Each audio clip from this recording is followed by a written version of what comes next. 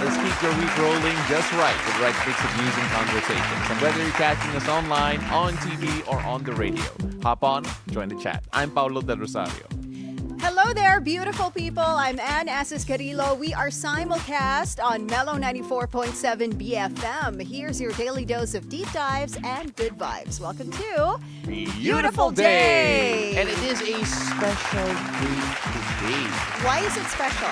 It's always special. No, For it's me, more- like it's always a beautiful, special day when we started. Oo, On the pero show. only once in a year do we celebrate someone's birthday kasi. Diba? Kasi you have to take the... Mami, nandito po siya today. Oo. She's rarely here kasi in the office. Yung producer po namin, palagi kasi nasa Zambales o kung saan-saan. Of course. I'm so jealous of her and her frequent trips, ha? Yes, Yeah. I know. And if you Grabe. look at her posts, lalo na pag nakaano siya, Oo, swimwear. feeling ko swimwear may- competition. Feeling ko may extra Instagram account siya or social media account na hindi alam ng nanay niya. Diba? So, tita, if I were you go check that, ha?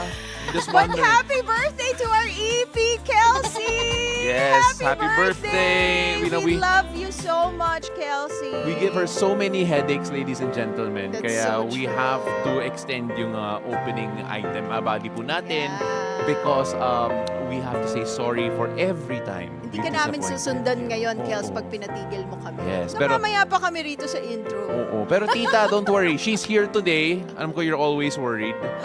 We also are, actually. No, but all of that aside, we're happy that she's here. She's always here. Joke po yan, ha? Baka seryosohin niyo She's po. always here. Opo, she's always Yeah. here. And we're really grateful that she helped put the show together. One of Yes. the youngest EPs that I've ever worked with, and fantastic job. Is she every like the single day. youngest EP here? I actually think she is. So, EP po, executive producer, Galing-galing ha? mo For talaga, those who are Kels. wondering. We are so proud of you. Yes. And, we're just so proud of all the work that Kels has put into the show. Wait lang, move on na daw tayo. Hindi, Because, birthday no, we mo. do. We'll put the spotlight on Kels today. No, That's but happy true. birthday, Kels, and thank you so much for everything that you do for the show. We love you so much. And I'm sure you're all gonna love our guests here today because a really yeah. interesting lineup we have. We have Tonie Ocasion Buccat. He is breaking the mold as Tomboy Philippines 2025. Okay, that Yes. is a fantastic. I did not think we would be featuring a pageant like that. I like didn't this even in know there general. was a Because Tomboy that, Philippines pageant. Exactly why I didn't think that Yeah. we would. So I can't wait to hear more about it. And later on, we're also gonna find out something from a guest Coach V has brought in. Ano nga ba to? Interesting. You know how Coach V labels herself as the AFAM matchmaker? Yes. So that's why we've got an AFAM joining her on the show later for Love Hacks. We're gonna be talking about Can you read this? si Misunderstood Pinay Heartbreaker is the title actually of that guy who's gonna be joining us later. He opens up about finding genuine love here in the Philippines. Misunderstood Heartbreaker. Pinay Heartbreaker. Yeah. I love that title. I wanna ask, why are you misunderstood? At bakit ka What do you do? heartbreaker? Heartbreaker, parang madali paliwanag, but why are you misunderstood? We're What are you live! doing to us? We're live on Facebook and YouTube if you want to find out who that Pinay Heartbreaker is. Mysterious AFAM on the show Gosh, later. stay on the Send show. us messages or questions or shout outs. We're live on Facebook and YouTube. Like, comment, share, and subscribe. We are simulcast on Mellow 94.7 BFM. So hello and good morning, listeners. And we are also on the Facebook page of Mellow 94.7 BFM. So go ahead, type away. We love hearing from you guys. Yes, we do. So let us go on and move on by taking the show on the road. Yes, let's check the situation in major thoroughfares at this hour. First up, we take a look at EDSA White Plains. If you're heading southbound, already looking very busy, you'll be stepping on your brakes as we're seeing moderate to heavy traffic already building up on that stretch. That's the left side of your screens. Vehicles heading to Shaw Boulevard. Opposite lane, right side of your screens are vehicles heading to Cubao. Light traffic on that stretch. Now, here is a look at EDSA Orense in Makati. On the left side are vehicles heading to Pasay City. No traffic yet or no problem yet as of this hour. Light traffic on that area. Opposite lane, same situation. Everything green and go on the right side of your screens. Those are the vehicles heading to Shaw Boulevard. Heads up to motorists. The expanded vehicle number coding scheme is in full swing. It's a Thursday, so vehicles with license plates ending in 7 and 8 should be off the road right about now until 10 a.m. and again later from 5 p.m. to 8 p.m. Now on to our top stories. The Independent Commission for Infrastructure, or ICI, has asked the Office of the Ombudsman to charge plunder, graft, and other criminal charges against individuals involved in the multi-billion peso flood control scandal. These are Senators Jinggoy Estrada and Joel Villanueva, resigned Ako Bicol Representative Zaldico, former Caloocan Representative Mitch Cahayon Uy, former Public Works Undersecretary Roberto Bernardo, and Commission on Audit Commissioner Mario Lipana. The commission revealed a systematic kickback scheme in which they allegedly inserted flood control project funds in exchange for 20 to 30% commissions. With this filing, we remain true to our commitment to the Filipino people. No one will be spared in this fight against corruption. Politicians and government officials will be investigated and charged by credible evidence. So it is great that we are now seeing a bit of Yes. movement after the investigations, but at the same time, I can't help but have the feeling na sobrang tip of the iceberg pa lang to. And we are also going to see what type of action the Office of Ombudsman will take given these recommendations, and of course, whether or not we're going to see more names come out, because they can look at the names that we see here on the screen, partner. It does not feel like we have any new revelations given the length of yung mga investigations and discussions that the ICI has had so far. These were all based on the first batch of Yes, investigations exactly. made by the ICI. 44 days since the ICI was formed. They are finally recommending cases, criminal and administrative charges to the Office of the Ombudsman. Imagine mo yun, Paolo, no? 20 to 30% kickback of the project cost. So It feels- if the project was 20 million, automatic 4M agad. It feels Yung like there's ipapocket more. ng proponent. It feels like there's more. But kasi if only you because of compare the- it, yeah. this is the reason why they like, not really like, I can't think of a proper term, pero gusto Prefer? nila, yes, they prefer flood control projects kasi ibang projects parang 10% lang usually Yeah. yung kickback or what the proponent gets. But if it's a flood control project, it's a higher amount. The Ombudsman Boying Remulla also confirmed yesterday that around 15 public officials will face graft charges before the Sandigan Bayan over the flood control scandal on or before November 25. So madadagdagan pa talaga itong mga pangalan na to. He didn't name these Yes. 15 public officials, so aabangan natin yan. Yeah, but again, this is from the first batch of investigations, or at least the first set of it. And right now, syempre from the ICI, I'm still wondering if this commission will bring up new names that we haven't heard from the public hearings. Because, again, very familiar names. And speaking of another familiar name, Senate witness and retired soldier Orly Guteza is currently with the Marines. That's according to former Congressman Mike Defensor, who introduced Orteza to Senator Rodante Marcoleta. Defensor also admits to Bilyonaryo News Channel's On Point that he helped craft Guteza's affidavit, which a Manila court found to have been falsified. He claims the lawyer who supposedly signed the sworn statement was merely pressured to disown it. Who do you think is behind this? Yung mga binanggit niyang pangalan. Well, of course, si Congressman Saldico, I'm sorry, kaibigan ko siya, pero ito para sa bansa to. Ito mangyari, napakamali. And syempre, si Speaker Martin Romualdez. Pangalawa, as I've said, pagka lumalim ang investigasyon nila doon sa mga taong involved. Kasi may sinabi Sergeant Gutesa, sabi niya, Sir, every week may nagdi-deliver ng pera. So iniipon yun, binibilang, tapos nagdi-deliver kami. Almost 3 times a week, may group chat kami. So ang tanong ko sa kanya, saan nanggagaling yung perang yun? At ano yun? Sabi niya, sir, hindi ko po alam. And he only mentioned at the time, Congressman Eric Yap. Kasi daw nagulat siya, 45 luggages having 48 million each. Defensor also insists Gutierrez's testimony before the Senate Blue Ribbon Committee is still valid. He is confident the witness will attend the panel's hearing should he be invited again.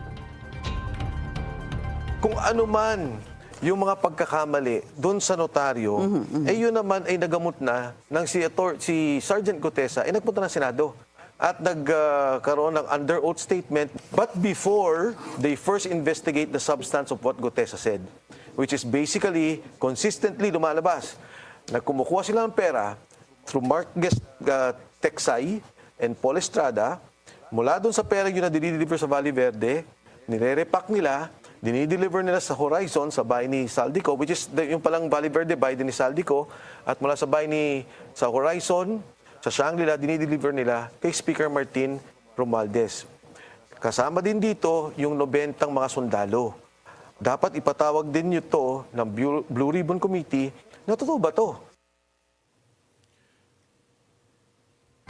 Well, you know, we were discussing this off the air and many times actually, that the statements that we've heard were always going to be one, putting question into kung witness nga ba to ni X, Y, or Z, right? Yeah. To push a certain point. And right now, it's no surprise that the affidavit in particular is under fire considering ang gagaling din ng internet because the way Yes. people have investigated every single detail, including who the signatory is and the notarizing lawyer. It's just incredible detail from yung mga netizens and of course for the legislators who also had a chance to investigate themselves. There was that question, I remember we were talking about this a couple of weeks back, actually when this came out in the news, questioning the validity of the affidavit because apparently the signature was forged, or it was not the actual lawyer who notarized Yes, that exactly. particular affidavit. But it doesn't put into question pala yung sworn statement ni Gutesa because the affidavit may have been not valid or forged, but nanumpa kasi siya when he gave that statement during the hearing. So that already validates kumbaga yung statement that he gave. Yes. And I remember watching on Point when Pinky interviewed si retired Justice Carpio and he said na hindi it does not make the affidavit invalid. In fact, ang i-question mo ngayon, yung lawyer na supposedly hindi siya yung nag-validate. Kasi sometimes, di ba pag notarize ka, tinatatakan lang yan eh. Nangyayari pala na, the lawyer is not there and then the secretary lang just puts the signature. So, ang magiging in question ngayon, yung lawyer na nag-notarize. And another interesting point that we heard in the interview a while ago is right now, they are going to scrutinize instead yung content ng statement niya instead of the validity of the affidavit, which I believe should be the case in general anyway. Okay, moving on. Following the mass protest movement last September 21, an even larger rally is planned for November 30, Bonifacio Day, as announced by 22 groups from various sectors.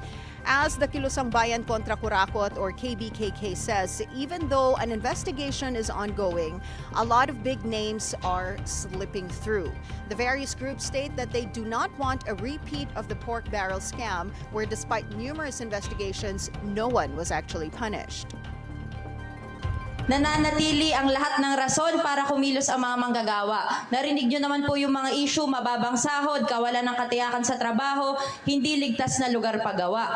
Habang binabarat kami ng mga kapitalista, malalaking negosyo, pinagnanakawan naman kami ng gobyerno. Simple lang naman po, araw-araw kaming nagpapakapagod, kayod galabaw kami araw-araw para lang may mauwi sa pamilya namin. Prior to the November 30 rally, there will also be weekly Black Friday protest movements in the NCR on November 7, 14, 21, and 28. Moving on to sports, 50 years after the legendary fight between Muhammad Ali and Joe Frazier, the Thrilla in Manila 2 once again rocked the boxing ring last night. Held in the Smart Arnetta Coliseum, the main event fight saw Pinoy boxer Melvin Jerusalem retaining his WBC title against South African challenger Siakholwa Kuse, winning on points. Even President Ferdinand Marcos Jr. couldn't keep himself away, spotted in the arena fresh from his Kuala Lumpur trip for the ASEAN Summit, joined by First Lady Liza Araneta Marcos. And of course, the Philippines' own boxing icon, Manny Pacquiao, took home his own accolade from the event, now officially named the Vice President of the International Boxing Association. It's really important to support the young kids, especially the grassroots level, so to develop a good fighter, and that's what IB plans to do with our president Omar. That we are going to establish a Manny Pacquiao Boxing Academy not only in the Philippines and but in different countries in the world, especially in Dubai. We're planning to start in Dubai this either early this year or early next year. So that's what we are planning to do. But our goal is to put up Manny Pacquiao Sports Academy, not only boxing but major is in boxing, but in any sports, we're going to develop young athletes. Well, first of all, congratulations to Manny Pacquiao for that new gig that he has there, working with the IBA. I think masasabi na natin iba si Manny. But of course, I remember talking about this. It was funny, yeah. Wait, I remember we were talking about this when it was still in the planning stage. And then I told you na, dapat lumaban din si Pacquiao. Yeah, no, I wish he fought. I wish he fought, to be fair, si Manny. But, again, also congratulations to Manny for being part of the Netflix show, Physical 100 Physical Asia, 100, yeah. as the team captain. Dahil sa kanya, tayo yung most sought-after nation. Pumasok siya and everyone was like, oh my goodness, this is Manny Pacquiao. Diba? And the most talked about team also. When you look at meron silang promo photos on Instagram, and then when you look at each team, everybody looked like fierce and nakasando. Nangiti si Manny. And then si Manny actually came na nakasuit, tapos nakashades. Yeah. You know what? He's Manny Pacquiao. We should invite some of the contestants over. See Manny, Mark Nguyen, if you're listening, brother, do come on over all of a sudden. And of course, everyone else. Yeah, would love to talk about that. But anyway, we gotta move on. Again, congratulations, Manny. Visit here naman also. Yes, please. Yes. All right, moving on. The Philippine women's national football team were held to a 2-2 stalemate against Uzbekistan in a friendly at the Rizal Memorial Football Stadium on Wednesday night. The Filipinas get off to a blazing start 2 minutes into the match, with Meryl Soriano finding Chandler McDaniel for the opener. The hosts then doubled up their lead courtesy of a Soriano strike before the hour mark. But Uzbekistan came blazing back with a brace from Diorakhon Kabiboleva. Wow, I'm sorry about that. In the 67th and 81st minutes, the Filipinas have now officially wrapped up their Manila camp and will now set their eyes on the SEA Games in Thailand this December.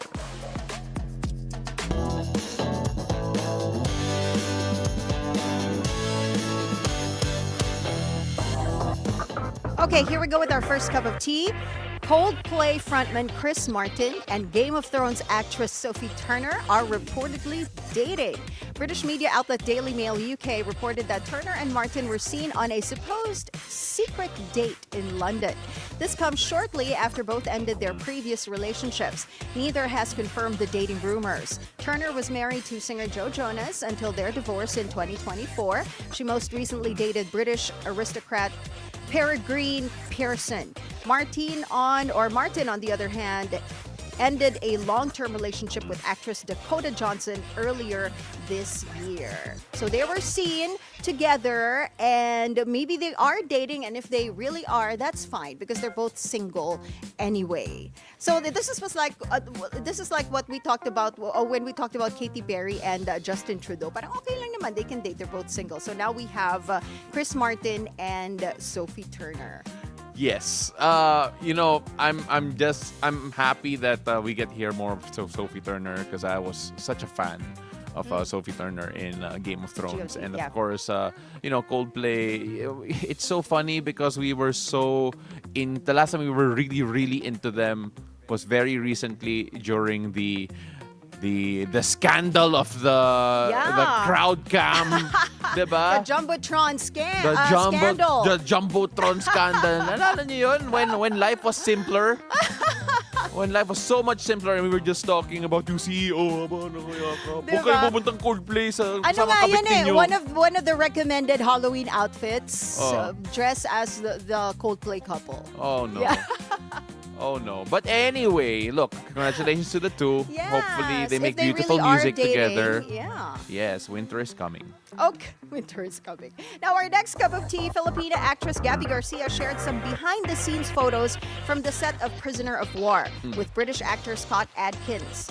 Known for starring in the undisputed films, Prisoner of War stars Scott as a British pilot taken prisoner during World War II and sent to an internment camp in the Philippines. Gabby portrays a nurse named Teresa and said on her Instagram post that it was an honor to work alongside the Scott Adkins. I'm looking at photos right now, really, really great photos. Yeah. Her participation in the film was confirmed noong August when she posted on Instagram also a photo with Scott Adkins taken during their filming. So congratulations, Gabby. Such a great gig.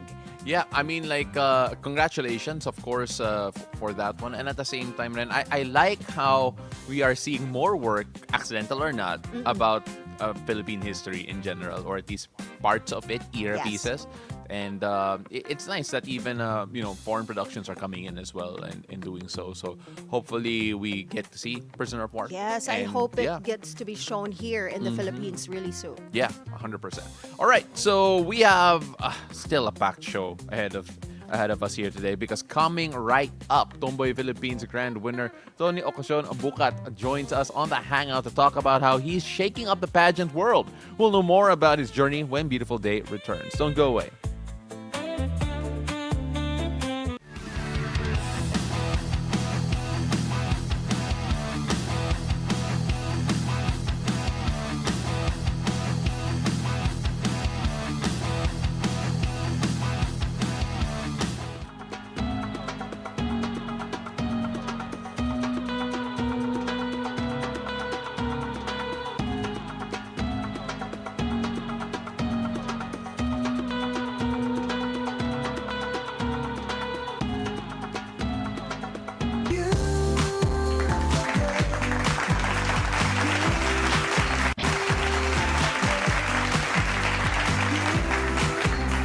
And welcome back to Beautiful Day. Now, in a world where pageants have always been about glitz, glam, and tradition, one tomboy is rewriting the rules. This year's grand winner of Tomboy Philippines 2025 proves that representation is power, showing everyone that you don't have to fit the mold to slay the runway. After all, who says tomboys can't rock their crowns too?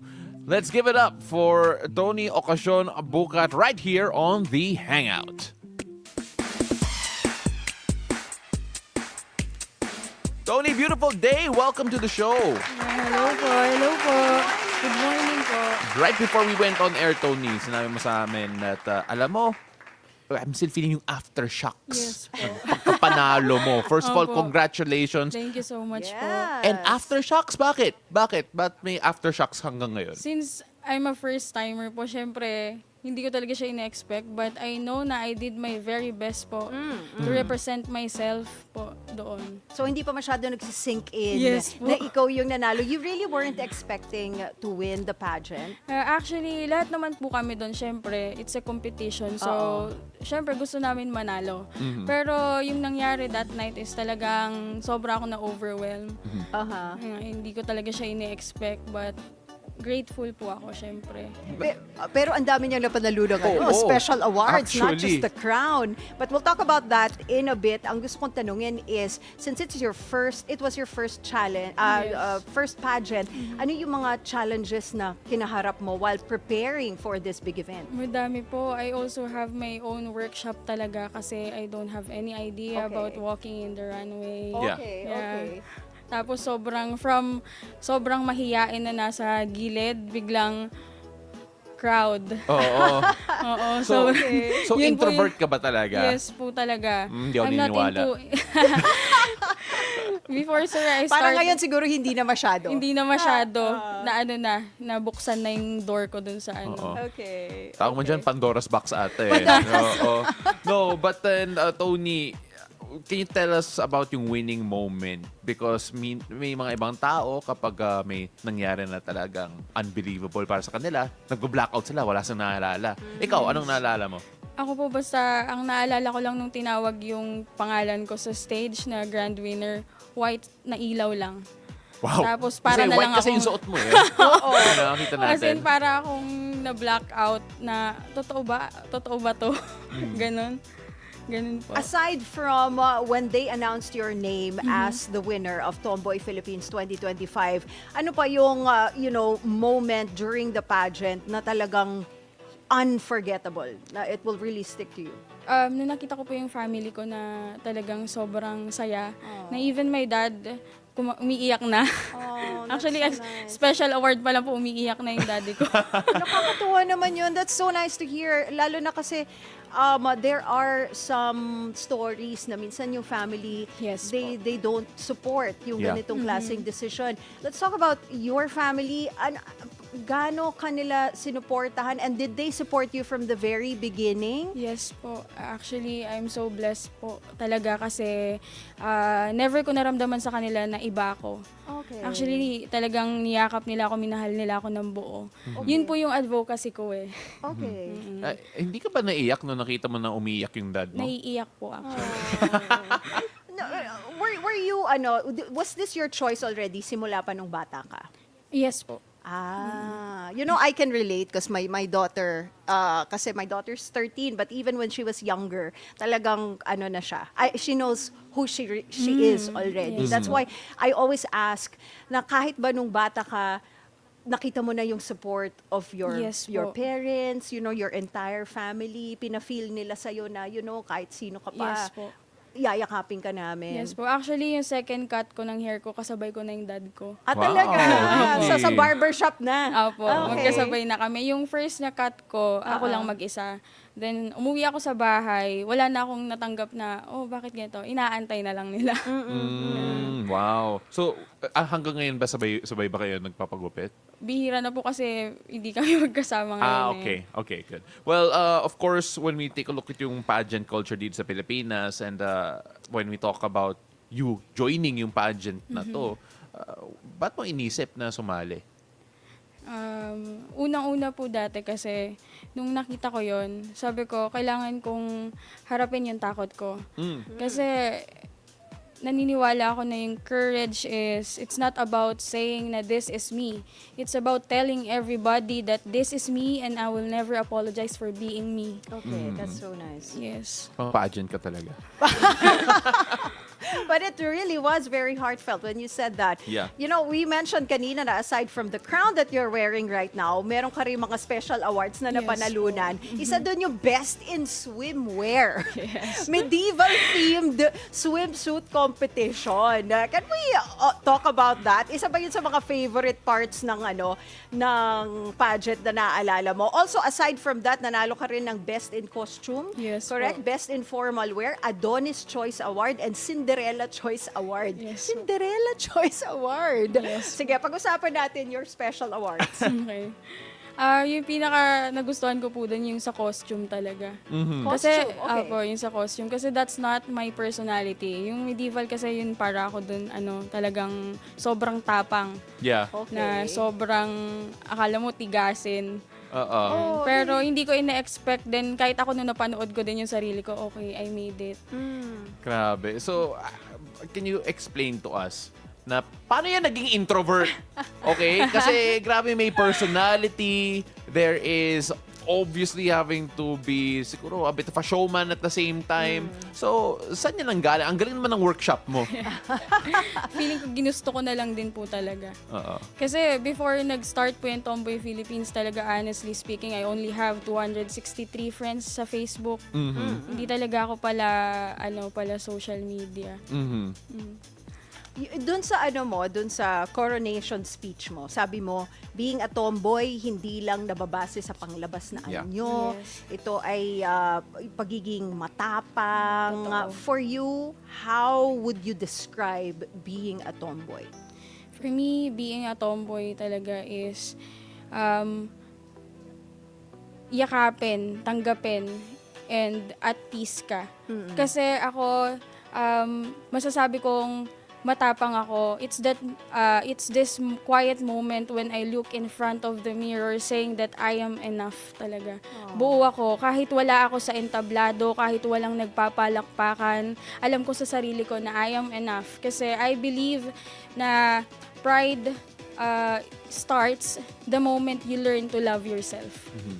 Yun po. Sa palagay mo ba, well, obviously being the winner of this competition, you're all of a sudden a face of yung mga tomboy right now. If you look it up, makikita ka. And is that an added responsibility para sa iyo to be able to represent it properly? Kasi right now, normally kapag when we have pageant winners, they're representing yung organization. And you, of course, representing Tomboy Philippines. So, what does that mean to represent it? Medyo hindi ko. Hindi, yung responsibility of being the winner. The winner. Oo.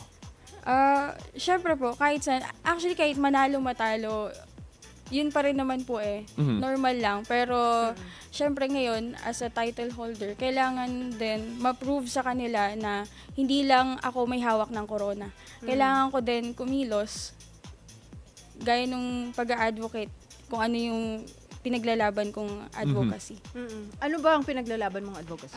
For those people who've been overlooked po, yung mga beyond the shadows. Kasi since then, nagkaroon talaga ako ng friend na pinalayas din ng kanyang mga parents niya. Wala talaga siyang matatakbuhan nun. So, kinupkup ko siya talaga. College lang din ako nun. So, parehas lang kami. Kung ano yung budget ko, budget namin dalawa. Okay. I wanted to ask about itong sinabi mo, one of your speeches. Sabi mo, andito ako ngayon sa inyong harapan, patuloy na lumalaban kahit palaging nasasaktan. Yes. When you talk about itong mga hurts, itong mga struggles na hinaharap mo, saan ito nanggagaling? From outside forces ba ito? Kasi I know that your family supports you. So, saan nanggagaling yung ano pa ang mga itong nararamdaman mong hurts and struggles, and how do you overcome these challenges? Actually po, entering this journey, hindi talaga siya ganun kadali. Hindi pa man nag-uumpisa, hindi pa man tapos yung laban. Marami na talaga akong mga na-encounter na maraming tao talaga na gustong i-down ka. Higiting ka pababa. Yeah. Okay. Pero yon, ginawa ko talaga siyang ginawa ko talaga, sabi ko, hindi pwedeng i-down mo ko dyan. Ginawa ko yung, mas lalong nagkaroon ako ng eagerness na hindi, kailangan ko patunayan sa inyo na hindi totoo yung sinasabi nyo, na kaya ko. Okay. Alam mo, ang ganda ng sinabi mo kasi actually pwede yan lyrics sa mga song. Trademark mo yan, ha? Yeah. Oo. Feel ko pwedeng Pwede gamitin ka yan maging songwriter in the future. Oo, Pwede, oo. diba? But this also means that we are now seeing more representation from tomboys in general. Gaano ka-importante yung representation, especially sa mainstream media para sa'yo? Siyempre po, maging totoo lang lagi sa sarili, sir. Yun lang. Kasi wala nang iba. The moment talaga na matutunan mong mahalin yung sarili mo, okay ka na. Kaya mo nang harapin.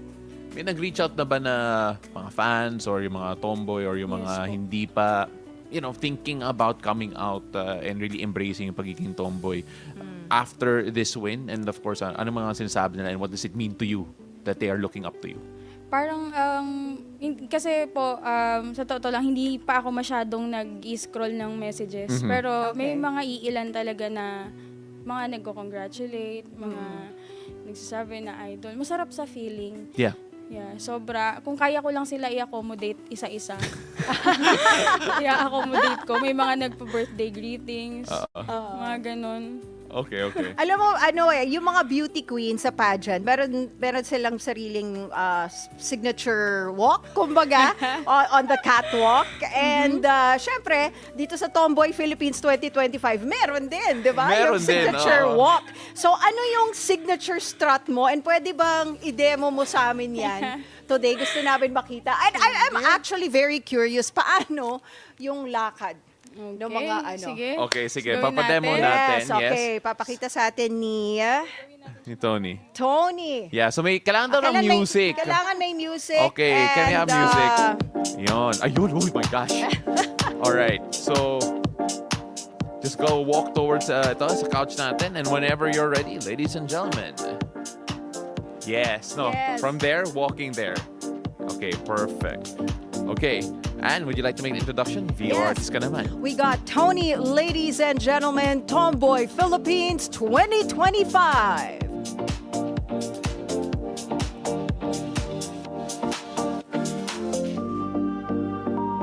I like it. You I see, love this it. This is the reason why nanalo siya. Well, partly. And he's only wearing one sash. Ang dami niyang sash. I know. Oo. And there you have There it, you have it. ladies and gentlemen. Have a seat again, Tony. Maraming salamat. And you know what? I can see why. May aura, may dating siya. Ibang klase. At gaano mo katagal pinractice at na-perfect yung signature walk mo? Ano po, 2 weeks. 2 weeks! Uy, matagal din yun. Yes, ah. matagal Para po naging talaga. perfect ang lakad. Yes po. po. Yes, yes. Kasi po talagang wala talagang nahirapan din yung nagtulong sa akin. Sabi ko, hindi ko siya susukuan, sige. Oo. No, but it's so interesting kasi this is only the second time Tomboy Philippines has come up with a pageant. So you're Yes the po. second ever winner. And I was telling Anne a while ago that I did not think that there would be a pageant para sa mga tomboy. Oh, yeah. We were Oo. so surprised. So now that there is one, and going strong, second year going on to the third, do you see more tomboys coming in to join, and of course using this as a platform to really empower themselves, and of course yung talagang really struggling with the identity at the moment. Yes po. Kasi Tomboy Philippines po is not just about pageant. It's a movement. So, nag-encourage talaga kami ng mga LGBTQIA+, lalo na sa mga lesbian. Kasi alam naman po natin na yung mga gays, mga trans, matagal na talaga silang merong event para sa ganito. So, yun po. Ngayon na suot mo yung crown na yan at nanalo kang Tomboy Philippines 2025, will this change your life? At paano sa tingin mo babaguhin ito ang buhay mo?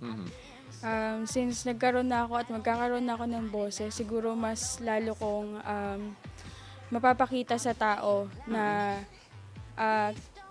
kaya din nila. Okay. Do you have any big plans coming up now that I know you're still in aftershock mode? Pero after the aftershock, anong susunod? Wala pa po talaga ngayon. Pero syempre, meron po yan. Pero being part of that community ng LGBTQ+, 'di ba?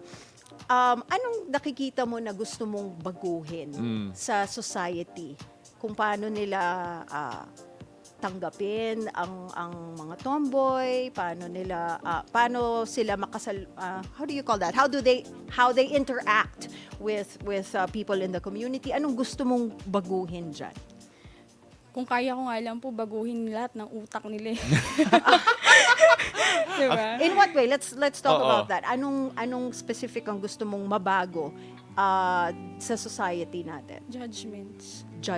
Yes. Because we don't need judgment at all. We need acceptance po eh. Until now, do you feel that in everyday interactions with other people? Ngayon, parang, hindi, okay na po ako eh. Okay. Parang alam ko na rin sa sarili ko na as long as tanggap ako ng family ko, isa rin yun. Kaya kong lumabas at harapin ibang tao. Yun na lang din. Yun din yung maipapayo ko sa iba na takot pa mag-out.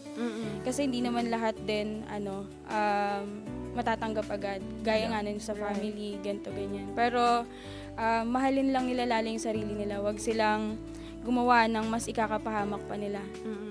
Alam mo, ang ganda ng kwento mo because throughout this entire interview, you've mentioned your family so many times. And of course, I'm sure there are a few families right now at the moment who are struggling, accepting. Yeah. Anong mensahe mo sa mga family members out there who are siguro confused at the moment or don't know how to react? Kasi minsan, nagsha-shutdown yung iba when they find out that may identity na they aren't used to sa bahay.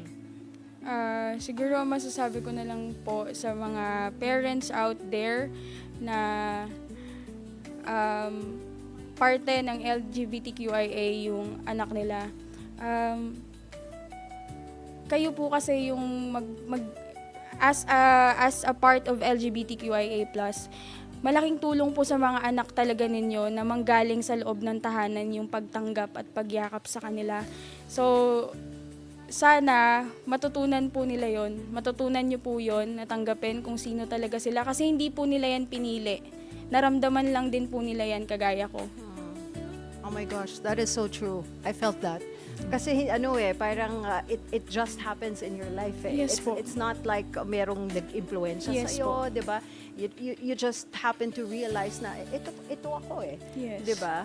So, sa tingin mo ba yung support ng family mo from the get-go, from the very beginning, nung nakita nila na, ito ang choice ng anak namin, sa tingin mo ba yun ang isa sa mga reason kung bakit napakatapang mo ngayon?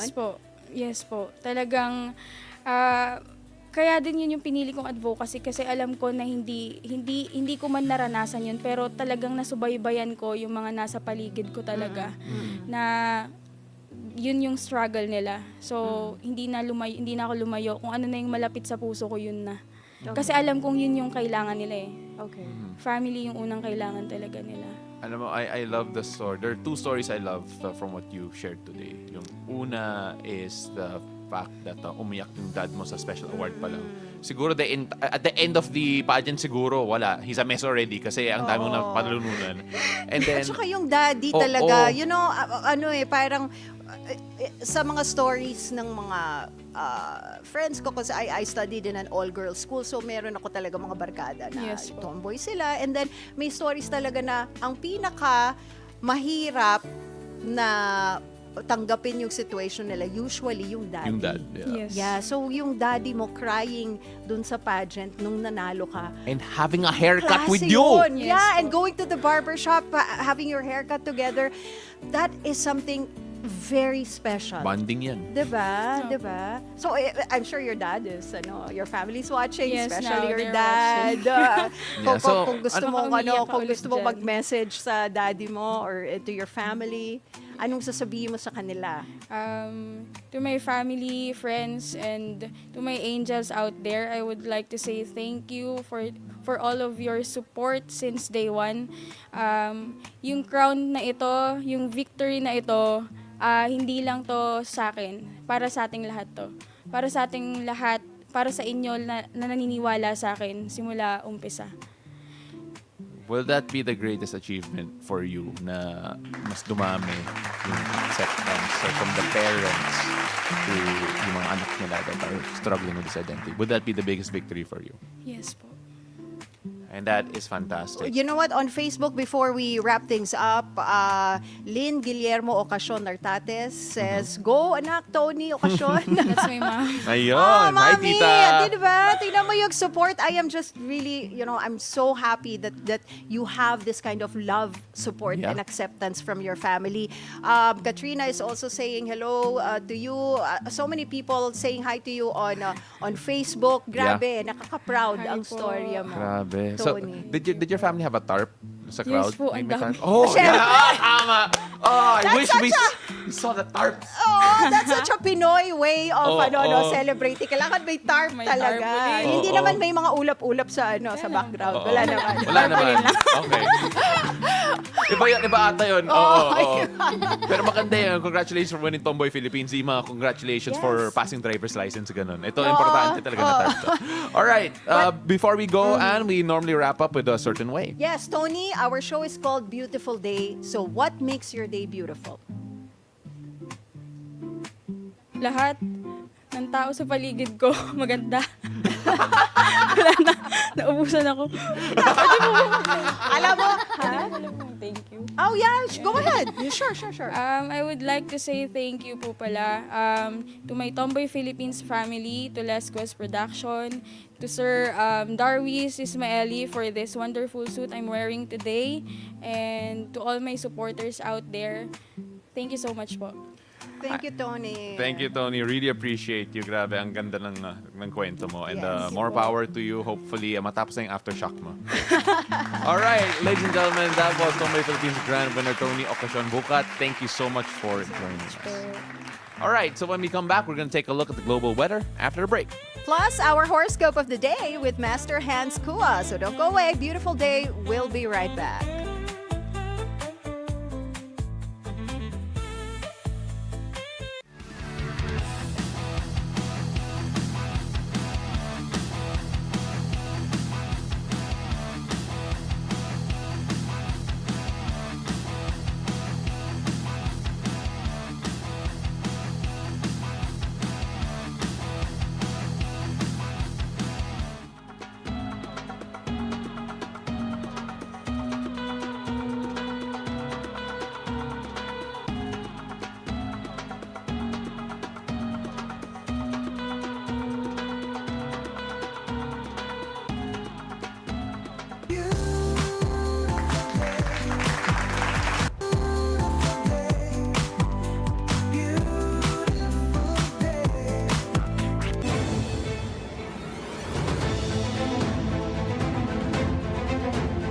Welcome back. This is Watch a Beautiful Day. This is Weather HQ. Now let's take a look at the local weather first as we take a look at what's happening and all the weather systems involved. We are currently monitoring several weather systems affecting the country today. First, let's take a look at the northeast monsoon or ang hanging amihan. Now this is currently bringing cool winds from Siberia and China to extreme northern Luzon. Now at the same time, we also have the easterlies. So the easterlies is bringing in the warm and humid winds from the Pacific Ocean and is still the dominant system over the rest of the country. Now, the interaction between these two systems has created what we call a shear line. Now, this shear line is affecting central and southern Luzon. Also, we have to go deep down south because we also have an intertropical convergence zone right over here that is currently affecting southern Luzon and the Visayas and Mindanao as well. Now, let's go start off first in the north. Let's go to northern Luzon. Now, in the northern Luzon area, the cool amihan breeze brings cloudy skies with rain showers across Batanes, Cagayan, Apayao, and Ilocos Norte. So if you're heading out to in any of these areas, make sure that you keep that umbrella close and wear something warm because temperatures in particular could dip to around 18 degrees Celsius later on. Now, in Isabela, Aurora, Metro Manila, and Carabarzon, you can expect rainy weather throughout the day. Now, this is due to the shear line. Now, residents in low-lying and mountainous areas are advised to stay alert for the possible flash flood or landslides caused by moderate to occasionally heavy rainfall. Meanwhile, as we go even further down south, let's take a look at the Bicol region, Mimaropa, and Bicol region and Mimaropa rather, the ITCZ, when the easterlies will continue to bring cloudy skies and scattered rains and thunderstorms. So be prepared for any sudden downpour. Now, for the rest of Luzon, particularly over in Ilocos Sur down to Zambales, you can expect partly cloudy skies with isolated rain showers due to localized thunderstorms. So whether it's sun or rain, keep that umbrella handy. It's your best friend today, especially against both the midday heat and those surprise afternoon showers. Now, we go to the Visayas region where the ITCZ will also dominate, bringing cloudy skies with scattered rain showers and thunderstorms all throughout the region. Residents in flood-prone areas and mountainous regions should remain cautious as heavy rainfall may trigger flooding or landslides. Down south in Mindanao, you're going to have a similar story here. Now, the similar conditions do prevail. The ITCZ continues to bring cloudy skies with scattered rains and thunderstorms, so always stay weather aware and keep safe. Rainy weather all throughout Mindanao. Now, of course, we are also looking at the low pressure area. I'm going to move on over to the side so everyone can see it. Now, in this low pressure area, you can see here, it is still far away from the Philippine Area of Responsibility, around 1,515 kilometers east of northeast Mindanao. Now, there are two possible tracks that they are looking at when it comes to this low pressure area. And of course, as we get more developments on how this develops, we will keep you updated for sure. Now, when we take a look at this system in particular, we're going to move on to the sea conditions at the moment. Now, as for the sea conditions, the gale warning is still up over the seaboards of extreme northern Luzon, particularly along Batanes. Now, you can expect a rough to very rough seas due to the strong amihan winds. Fisherfolk and small vessels are strongly advised not to venture out as these conditions remain dangerous. For the rest of the country, seas will be light to moderate, but still check the latest marine forecast before traveling out to sea.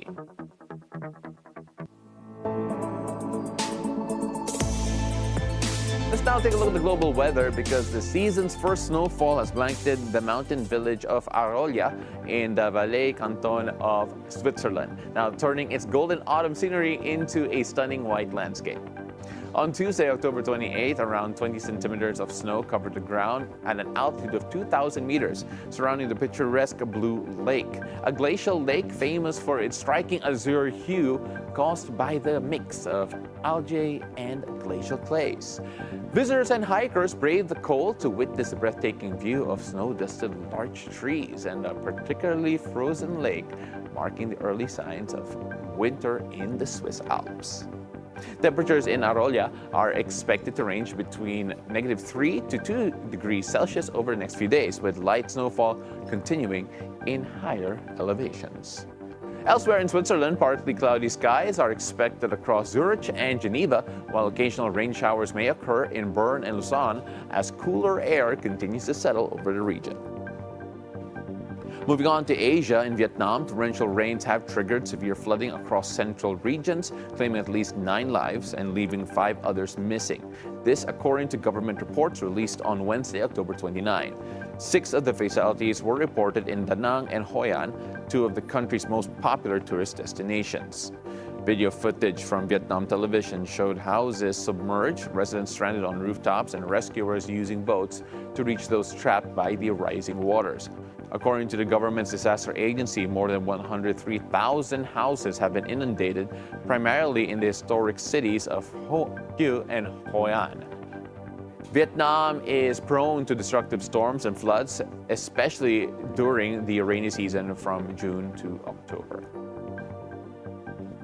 That's it for Weather HQ at the moment. And back to you. Thank you, Pao. Now it's time for us to find out what the stars have in store for us today. Let's hear it from our resident energizer and feng shui master, Hans Kua, in our horoscope of the day. Take it away, Master Hans. Good morning! Beautiful day with me, Bilyonaryo Master Hans Kua. Ito po ang horoscope ngayong araw ng Thursday, October 30. Para sa mga pinanganak ng Year of the Rat, iwasan ang magbigay ng utang. Magpautang, baka hindi na bumalik yan. Beige at 5. Ox naman tayo mag-ingat sa madudulas na sahig o hagdan. White at 2. Kay Tiger naman tayo iwasan ang salty at matatamis. Baka magka-migraine. Green at 6. Kay Rabbit naman tayo, pwede kang ma-promote o ma-reassign sa special na trabaho o role. Pink at 9. Kay Dragon naman tayo, may good news tungkol sa property o bahay-related na blessing. Red at 1. Kay Snake naman tayo, oras na para i-reflect kung sincere pa ba ang nararamdaman. Gold at 7. Ito naman, kay of the Horsey, matutong mag-delegate. Huwag masyadong magpakamartir. Blue at 4. Kay Sheep naman tayo, nasa iyo ang spotlight. Kaya do not doubt yourself. Silver at 8. Kay Monkey naman tayo, iwasan ang paglabas kung basa ang buhok. Baka sipunin. White at 6. Kay Rooster naman tayo, a simpleng thank you can go a long way. Maaaring may kiligin. Violet at 3. Year of the Dog naman tayo, masakit ang likod. Naku, kailangan ayusin ang posture. Orange at 1. Sa mga pig naman, huwag pairali na ang inis sa trabaho. Ikaw din ang maapektuhan yan. Blue at 2. Paalala lang, ito po'y patnubay lamang. Ang tunay na swerte ay nagsisimula sa pagiging totoo. Abangan araw-araw ang horoscope of the day. Dito lang po sa Beautiful Day with me, Master Hans Kua. Thank you as always, Master Hans Kua. Before we say hi to the people joining us on Facebook and YouTube, can I just say I love my horoscope today? Yeah. Because he said the spotlight is on me, so I should not doubt myself. Thank you for that, Master Hans, because I swear I always doubt myself. Why are you empowering this woman who is already And Too I much! do! So thank you, Master Hans. I needed that today. It's as if he read my mind. I'm So, joking. I'm happy that he helped you. Che? Diba? Che? Umalis ka Alright. nga dyan. But- Anyway, wait. Let's Go. say hi to Romeo Tan, Chris Palacio, JP Palabrica says, good morning to all. Mary April is there on Facebook.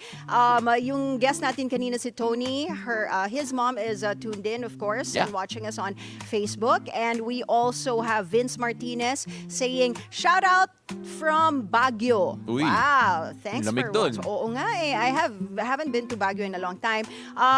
Mary April says, go Tonyang. So kay Tony ulit to. Fluoride Ground, shout out from Auckland, New Zealand. Uy. Wow, thank you so much. Talagang international. Our show's international. Jonah Sarmiento says, have a blessed morning. Thank you. Thanks so much for that. Michael Angelo Buddy Tew on YouTube says, good morning, Miss Anne and Prof. Paolo, the Great del Rosario. I'm the great now. Ba't madami yung titles ko? All right? Are you some kind of general or something? You know or what? warrior? This guy could work on my PR. I don't know. Cheeky Toe, as always, counting the days till Christmas. Thanks, Cheeky, for doing that for us every day. We have our official countdown happening in a bit, and that's it. Yeah, no, there's so many people online. Thank you so much for Yeah. watching. Don't forget to like, share, subscribe, everything. And of course, keep joining us this morning every morning, because we have a lot of fun and we really enjoy hearing from you guys wherever Yes. you are around the world. And I always- Oakland, lahat na.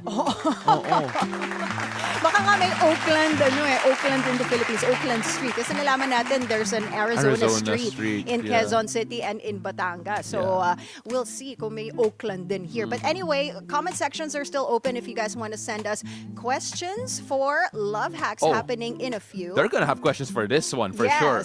100%. What if in your journey to finding love, you are accused of breaking people's hearts? Now, is he really a Pinay heartbreaker or a misunderstood affam who genuinely wants to find the one? Don't miss our chat with entrepreneur Joseph Worker and dating coach V on Love Hacks when Beautiful Day returns after a short break. Don't go away.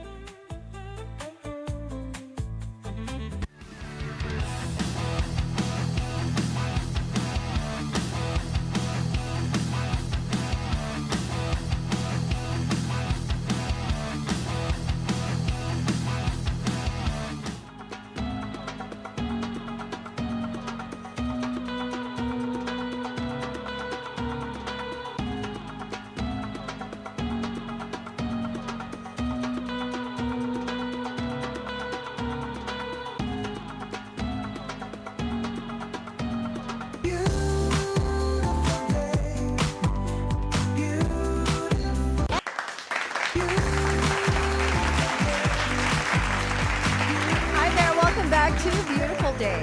Our guest today on Love Hacks is an entrepreneur in tech with a life mission to be his best self, physically, mentally, and spiritually. But in trying to find love here in the Philippines, he can't seem to escape playboy allegations.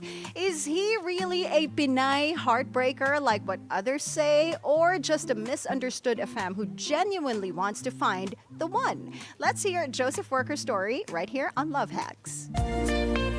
Love hacks, we got you. No need to be sad. Beautiful day, guys. Joseph and Coach V, of course. Welcome to the show. Hey guys, pleasure.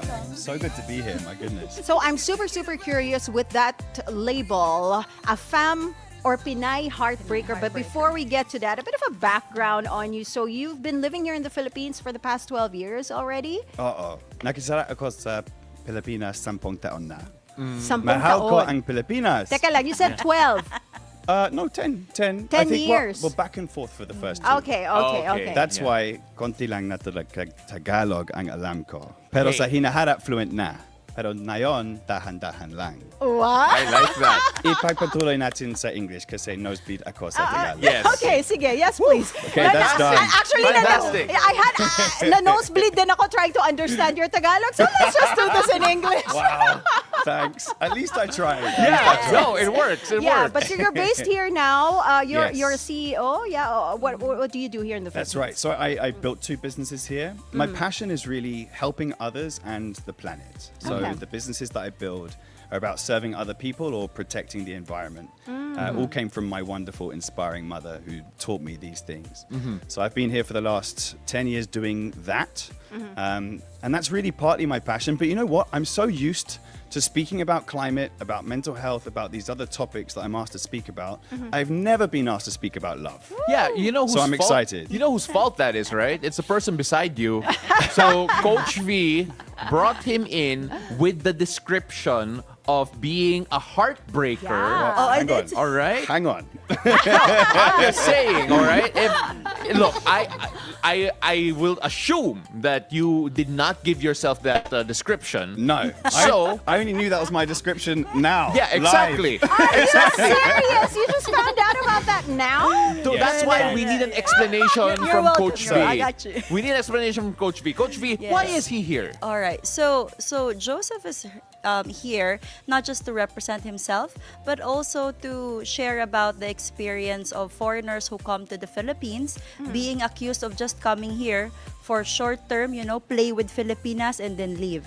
But then I meet this foreigner who is not just trying to improve himself mentally, physically, spiritually, but also trying to be the best that he could be for his future wife. And so that's unheard of for the most parts, right? Really? So we Okay. want to be able to give the also like foreigners a voice to say like, hey, we are not here just to play around. We are also here because we are genuinely interested to find a Filipina partner when we are ready. And life in the Philippines in general. Because it Yes. feels like it's breaking stereotypes. I want to ask you about that stereotype. You've been Yes. here long enough Correct. to know that stereotype exists. 100%. Yeah. And look, so I think there's many reasons for it. One of which is expats, foreigners need to take accountability that there's no smoke without fire. Some have, of course, behaved that way. Otherwise, why would the tag be there? Yeah. But the key is that's a small portion, I believe, right? And I think it's easy for foreigners, perhaps in their home country where they are one of many, and then they come here and they find, oh, wow, I'm slightly different. And there's all this different opportunity. They get excited. Filipinas are the most exciting, wonderful women in the world. So, of course, they get excited by maybe I could marry a Filipino one day. But you know what, for me, I think it's very easy to give someone the tag of heartbreaker when you're still single and maybe you look like I haven't helped myself with the tattoos and all that. But That didn't help. the but fact yes. is, the reality couldn't be more different. I'm on a mission to just be with the love of my life, to find my queen. And actually, if I could eradicate all dating of anybody and just go straight to just being with that one person, Okay. I would. You know, I used to feel like my dream was become the greatest entrepreneur in the world or become the fittest man on earth or the best musician. It's not actually. It's to be the best husband ever. There you go. To build myself up, to have this incredible family with God at the center of that relationship. That's the reason why we brought him in. Oh, Love that. man. So- I mean, hearing this from you, wow. So, Coach V, why is he still single? I'll answer that one. But I wanted to ask, so is there any truth to it? This label that they put on you, Pinay Heartbreaker, are So- you really a heartbreaker? And how many hearts have you broken Right. Okay. so Okay, far? I'll take this. Okay, go ahead. So, it's not a label. I think for me, for sure, I think it's easy to give anybody the label if you've been in relationships. And I've been here for 10 years. I've had 3 relationships during that time. And my heart is also broken. Yeah. And I Okay. think Yeah. the fact is, the women that I've been lucky enough to meet are wonderful. I wouldn't have a bad word to say about them. They are all incredible in their own right. And I think they just haven't worked out for one of 2 reasons. Either I'm not the one for them. You know, I have this thing where I really want to be like absolutely the only one that they could imagine being with, not just a really great option. So that's one. And then the second one is, again, take accountability. I haven't been ready in the best version of myself. And that's something that I'm really searching to change now, which is why I'm putting so much into becoming the best possible version of myself in every way. Right. And to add to that, like knowing Joseph, that's where I've realized that like he needs to put the word out, because it's easy to put a stigma when you look at him. Like he's a foreigner, like he's fit, he's a CEO. So the tendency is like, well, like he could have whoever he wants. So he probably wants to play around, right? But you meet him and then you learn that like, wow, even people like that, like they want to find the one, and they do not intentionally break hearts. It's just that the process of finding the one, you'll have to get to know people, and sometimes when you get to know them, it is a no. Right? Yeah. So, and when it's a no, when people hearts get broken, you cannot avoid the stigma or like, oh, he's dating around. But when he was talking to me about his journey, I was like, no, he's not dating around. He's just genuinely trying to find his person. Yeah. Okay. Because there are standards, there's no settling as well. Absolutely. Yeah. And you couldn't say like, and sometimes he would talk about his exes and he would say like, oh, like how I wish like they could be the one, because they're great. And even if if he had multiple hearts, he would have given it to all of them, right? But we only have one heart. That's the fortunate and unfortunate part of it. All right, Joseph, do you have a question for Coach V in particular? Oh, I've got a few. But I'll start with this. And God has been the greatest transformation of my life in the last year.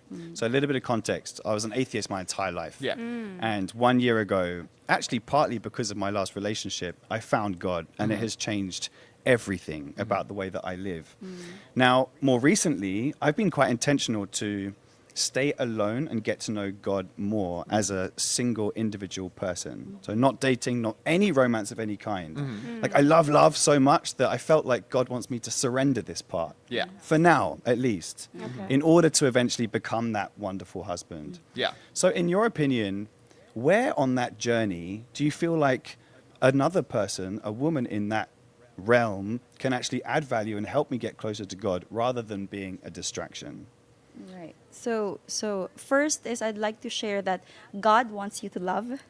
God wants you to fall in love. So it shouldn't be romance shouldn't be a hinder. Romance only becomes a hinder, or a woman only becomes a hinder if they replace your purpose. But you have a mission, right? You have a purpose to self-improve and to help the world, the earth. So if a woman comes in your life and tells you, Joseph, I don't want what you're doing, I don't want to pursue your passion, that becomes a distraction. But if a woman comes in and you find a really supportive one saying like, you know what, I can work with you, or we both do two things differently, but the purpose is the same, then that's when you find your woman. So love is never the distraction. The distraction is when they stop you from pursuing your purpose. Oh. Follow up, may Go I? ahead, So yeah. wonderful. This is my excuse to get my own back. All right, So- go ahead. We talked about this journey of self-development, becoming the best possible version of myself. And I think over the last year, the progress I've made, I've really felt, but especially in the last couple of months, you know, I pray every day, I meditate every day, I go to church. You don't drink. I don't drink. I'm a year completely sober from Oh, everything. congratulations. I look after my friends, I serve others. Again, I love this journey, but I feel like I've only gone from, in my own potential, like a 0 out of 10 to maybe a 2. Right? I'm not like putting myself down. I'm just saying in my own like estimation of where I should be. Yeah. But I know I'm going to get to that 9. Let's save 10 for God. Like I'm going to get to a 9. So am I worthy of meeting my person before I'm a 9? Like I would want her to have the best me. So perhaps I don't even want to meet her anywhere near until I'm at that point. My gosh, I would say, Joseph, that you're already doing better, probably above like 80% of the people who's not into self-improvement. So even if you're saying 2 over 10, even if you're 1 over 10, again, everybody is worthy of love, but especially you that you intentionally self-improve. Especially you that you have an intention to be an added value to your wife's life. So what is the hindrance? Like you don't have to be perfect 10 over 10. to find her, because I don't think she would want to end up with somebody who's perfect. That's a lot of pressure, my dear. Yeah. Well, Right? apart from that, Coach, I hope you don't mind I jump in go here. ahead. Because, you mentioned you're in a journey. You're already looking at the end of your journey. Coach, isn't it fair to say that there are going to be people out there who are on the same journey, and sometimes traveling with someone is better than traveling alone? Grow together. Oh yes, that's absolutely right. So that's why even in the previous love hacks, I would always say the easiest people to match, to find love for, are those who are into self-improvement. And Joseph, you're not even beginning at it. You've been doing this for years, Yeah. right? So even if you're just at the beginning, in the middle, or towards the end, you're already worthy of love. But the that. question is, what type of woman, what level of woman do you want to have? Do you want to wait when you're 9/10, or do you want to be open to love right now? So, but again, you don't have to be 10/10 to deserve love. You already do deserve love. Like yesterday, you already deserve love. That's just what I'm going to say. So, self-improvement is good, but there's also a trap, overly being into self-improvement, that if we feel like I'm not 10/10, I'm not worthy of love. That's not true. Interesting. The moment that you decided that you're going to self-improve, you're already worthy of love. Beautiful. I'm surprised. You rank yourself as 2 I know. over 10. In his He's- journey. in your journey, but Yes. what are the qualities that you feel you need to improve on more to reach that level that you want for yourself? That's such a good question. I mean, I think, firstly, getting to know God as much as I possibly can, because I'm such a baby in this journey. It's Okay. been 1 year. The previous 30 odd years, I was asleep, essentially. Okay. So that's really the closest, and He'll show me everything else. But, I'd like to turn that question around, because I'm obsessed with being the best version of me, but most importantly, so that I can be this incredible husband and father That's to really the loads of intent. children. Okay. So I'd love to hear from a female perspective, right? Because I'm making these improvements on my own assumptions and also by God's grace.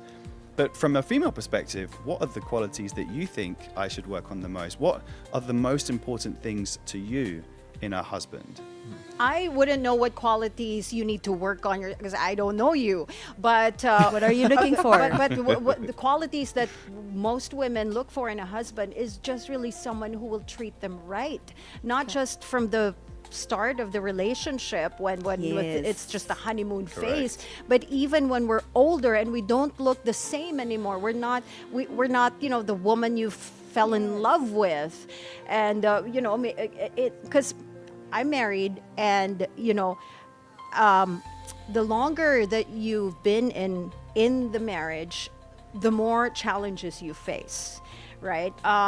So things get more difficult to handle, and sometimes your partner gives up on you. Well, my husband never gave up on me, but some people, just as a disclaimer, we Just to be clear. Just to be clear. we just want someone who It's will a not happy marriage. who will wait, hold on. We just want someone who will not give up on us in the entirety of the journey. Yeah. Someone who will treat us right, who will be supportive no matter what happens, no matter what life throws our way. Right. There. So it's not really about physical qualities. Yep. Of course, that'll help too, right? and financial security, but it's also a big chunk of it comes from that emotional support. Yeah. Yeah. Oh, my so, goodness. So I agree with her, and there's only one thing that I'm gonna add. Okay. And you running a company, you taking care of your staff, I feel like you already have this. It's leadership. Yeah. So there are so many things that we could improve, but really, women just wants to be led nowadays, Yeah. because women has been going up the ladder more than ever. But it doesn't mean that we are successful, that we don't need a stronger man. Even strong women need stronger man. Yeah. So you can exhibit that strength by leadership. Especially when they're confused, when they're emotional, when they need an anchor. Like, we want you to be the person saying like, love, everything's gonna be okay. I got this. We've gone through it. I'm the anchor. As long as one of the favorite things that I hear from my relationship is when he says, if I don't panic, you don't panic.